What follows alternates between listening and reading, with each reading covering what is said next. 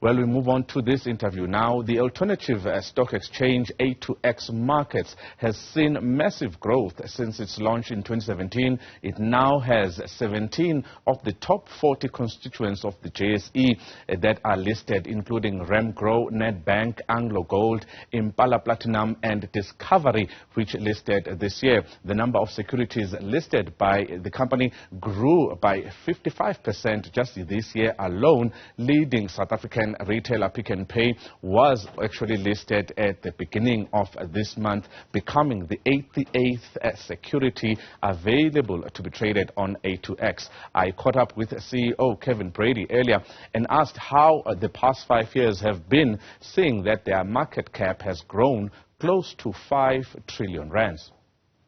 It's been a 5-year journey to date. And we started with 3 companies listed back in 2017, and we're very proud to say we now have 88 securities listed on our platform with a combined market cap of around about 4.8 trillion. So, we're very proud of where we are. It hasn't been an easy journey. Not only were we competing against a long-standing vertically integrated monopoly, but as you mentioned earlier, we also had to face COVID. So there's no doubt that it's been challenging at times, but we're very excited about where we are. We've had very good listings momentum and we have a healthy pipeline. And similarly on the trading side, activity levels in our market have picked up very nicely. We're currently running at about a 3% in continuous trade in our universe, and we see that growing sharply. So very excited about where we are, and I think the key for us is to keep up the good momentum. Indeed, keeping up that good momentum has to take a lot of convincing to not only the market players who are investors, but the companies themselves in order to move forward and move to A2X as a secondary listing or a primary listing, of course. But something interesting that you announced is the fact that A2X has saved the market around 500 million a year when calculating potential savings that are available to the market since per year. How do you manage to actually reach such numbers in this day and age? Very good question. So, I think one of the benefits of A2X is we use the latest technology, exchange technology, and the latest business practices. And as a result, you can bring down your cost of operating tremendously, and you can pass a lot of that benefit on in the form of lower fees. So when we look at the 500 available savings to the market, it's made up of 2 things. First of all, we say it's the current universe of stocks that are listed on A2X. And if you traded those on A2X, just the cost savings alone between the 2 exchanges would save you in the order of about a third of that 500 million. But what's also very, very important is when you bring down the friction costs is you start attracting additional liquidity. Our pricing structure is designed to attract liquidity to our market. And what do I mean by that? Simply that you get buyers and sellers in our market at better prices. So when you go to buy a share or sell a share, you can often do it and obtain price improvement on A2X. So if you're buying a share at 10 Rand and you can save 1 cent, that's 10 basis points. All those 1 cents add up, given the high volumes that happen on exchanges, and those numbers ramp up quickly to around about 500 million a year. Now, the upside is, there's still huge upside for us to even pass on more savings. And as we add companies onto our market, obviously the product range grows and you can save both fee savings and obviously price improvement savings on our market. They could go as high as 1.5 billion a year if we had all companies, public companies in South Africa listed on A2X. Kevin, let's talk about how you characterize the past 2 years. And I say past 2 years, I know we've touched a little bit on the advent of COVID-19, but A2X during that time, the trade value grew by 40-fold from that start in 2017 to over 26 billion rands in the 5th year of operations. Looking at the past 2 years, and not only what is happening in A2X, but global markets, what have been the big lessons that you have learned yourself as an investor when it comes to how the world reacts and how the markets react to a global pandemic? So yes, I mean, obviously markets are driven by global events and then to some degree by local events. And you get, risk on and risk off trades. And as we've all seen over the last couple of years, markets can swing wildly. For an exchange in that environment, what's very, very important is that your system capacity is able to cope with these spikes in volume and messages.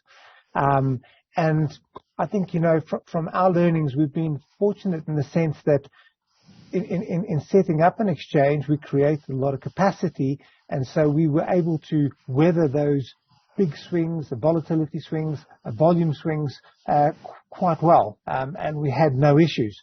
But it is something that's very important for all exchanges to focus on and build in redundancy for those days. So I think we've been fortunate, we've done well. And I think the growth in volumes is really being driven by a strong value proposition. People are increasingly understanding the benefit they can get by transacting on other exchange. I mean, why wouldn't you, if you have the opportunity to buy a share, get price improvement and do it at half the exchange fees, why wouldn't you do it, right? So, at a time when things are tough, that appeals to people. And of course, 500 million rand a year, you are saying that these savings could go up to 1.5 billion rand per year as more and more public companies want to have a secondary listing with A2X, which means in the next year, we can expect more and more announcements such as Pick and Pay and the others. So one of the benefits is that as we add more companies with the quality brands like Pick and Pay, Discovery, Impala, Remgro, AngloGold, all added, Nedbank, all added this year, there's no doubt that it gives people increasing comfort around the value proposition and signing to come on to A2X. So what we found is obviously the more people that do it, not surprisingly, and the more people understand about A2X, the easier it comes. Look, it still takes time. You still got to knock on the door. You still got to convince them. They still got to get board approval. So, it's not easy, but it has become easier. And I think given the visibility we have now, we're quite excited in terms of our pipeline. In fact, if you look at two sectors, for instance, REITs, we've now captured over half the market that have a listing on A2X, and similarly with the ETF space. If we look at the market cap, we've now got over half of the ETFs on our market.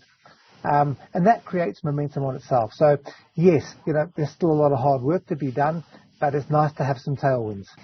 Earlier this year, there was an agreement that was reached between industry players and the Financial Sector Conduct Authority. You have given credence to these saving efforts, to the growth of savings and cost savings that you have achieved this year, to that particular agreement that enables brokers to move their trading positions from one exchange to another. What else can we expect as you have digitized quite well and using technology quite well?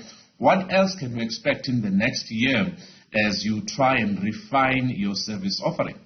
So, interestingly enough, South Africa's regulatory environment, although it opened up for competition, it really envisaged standalone competitors, exchanges that do the listing, the clearing and the post-trade all in one place. It never really envisaged a more complex market with cross-list listings and the need for interoperability.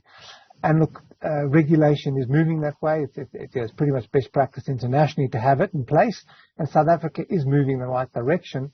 So while we wait for that to come out, we obviously have to find solutions to complex problems, and one of them is when someone trades across two exchanges, they only want to have one broker's note. So if they buy 600 in one market and 400 in the other market, they want an average price on one note. And so this agreement that took place is a big step in the right direction to enabling brokers to do that in a cost-efficient and easy way. I do say that with a degree of caution. It's opened the door and it's positive, but there's a lot more work that still needs to be done. So in terms of our focus, being able to make sure the full benefits of the MP trade can be realized needs further work with the regulator, with the industry, with the other exchanges, to make sure we get into a place that actually we're benefiting the growth of the overall market and not protecting one. Before I let you go, Kevin, next year is quite a worrying year for most. There will be a lot of worry and concern that has been spoken about there being a possibility of a global recession. Markets and services such as investment services such as A2X, where you have a platform like this, that will be an opportunity for most people, but they are wondering, sitting, how could I be using this particular opportunity if we do, as a globe, go into a global recession? How do I capitalize on that? And they want to know from you how they do that without actually losing all their money. Look, global recessions are not good for anybody, and contracting markets and reducing volumes are obviously not good for any players in the market. I do think, though, that when things are tough, people scratch harder and look for better value. And I think that's something that A2X offers. It offers you savings that matter. And I think people will look harder for those. So that'll benefit us. I also think, given that, we're still a fairly smallish player in the market, even in a shrinking market, we have great opportunity to increase our market share. So, look, we definitely don't want those kind of headwinds, but I do think we have a very good value proposition to continue to do well even in difficult conditions.